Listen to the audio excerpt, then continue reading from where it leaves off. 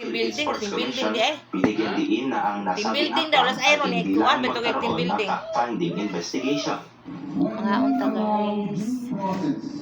Okra guys. Corn beef guys. Mga basketball player nga po ba? Mga batalong mga basketball player ba? Matay man doon. Katungkuan sa 6 player sa Davao.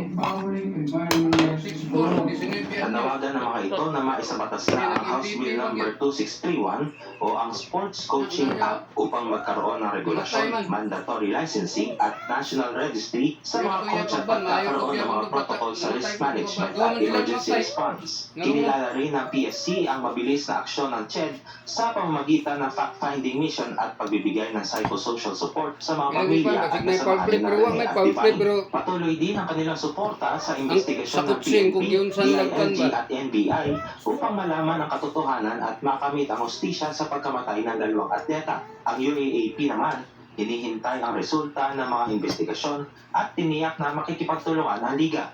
Next time, for economic symmetry, because of the resources of this office of the PSC, as well as the stakeholders, sa resolution namin, Balkan mo na kung na-ipa-outplay. encounter with all the other ongoing investigators at the lead agencies, sumama rin namin and see where we can go. Nang matanong kung papatawan ng UAAP ng sanction ang head coach ng Ateneo Men's Basketball Team na si Tad Baldwin, I know this sounds, but technically, this is preventing blood suspending kasi immediately. But right now, I know this sounds, but wala namang basketball, so there's nothing to suspend. So whatever prevented suspension, I don't know whether or not the institution will do that because we Yung siyang kwan mo dito. Basketball player star ba?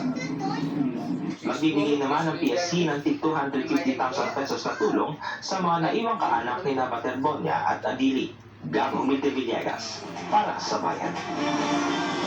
Tinagalan na ng sabina ng PNP Criminal Investigation and Detection Group ang head coach ng basketball team ng Ateneo de Manila University. Kaugnay pa rin ito sa pagkasawi ng dalawang student athlete ng Ateneo de Manila University. Yan ang ulat ni Ryan Lasigues. The bottom line here is we want to give justice not only to Rene Clark Batorbunya, but also the foreign national, Divine Adili. Airtight case. Ito ang tiniyak ng PNP Criminal Investigation and Detection Group kaugnay sa kanilang ginagawang investigasyon sa pagkamatay ng dalawang basketballista mula sa Ateneo de Manila University na sina Rene Baterbonia at Divine Adili. Ayon sa PNP-CIDG, wala silang sasantuhin sa kanilang gagawing investigasyon. Kaugnay nito ay naglabas na ng subpina ang PNP-CIDG laban silang individual na maaaring makapagbigay linaw sa nangyari. Kabilang ang head coach ng Ateneo de Manila University na si Tad Baldwin, iba pang coaches at mga players. Trying to establish if the school authorities concerned have prepared for the safety and medical needs of the athletes who are participant sa Sige.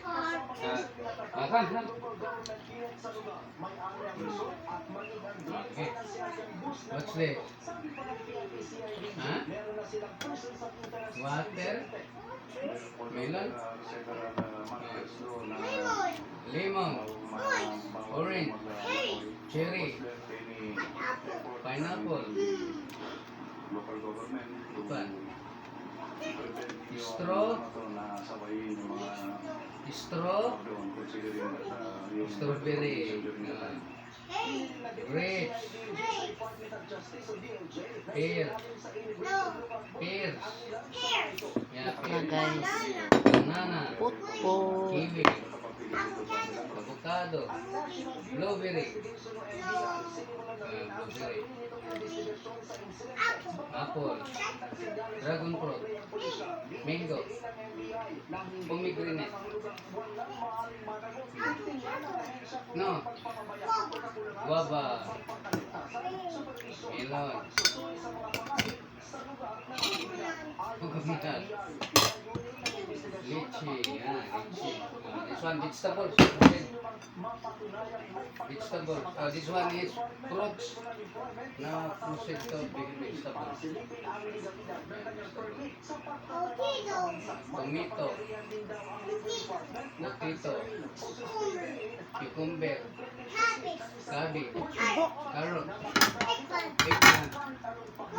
Mushroom. Onion. Lauder. Ay, Bell pepper. ko.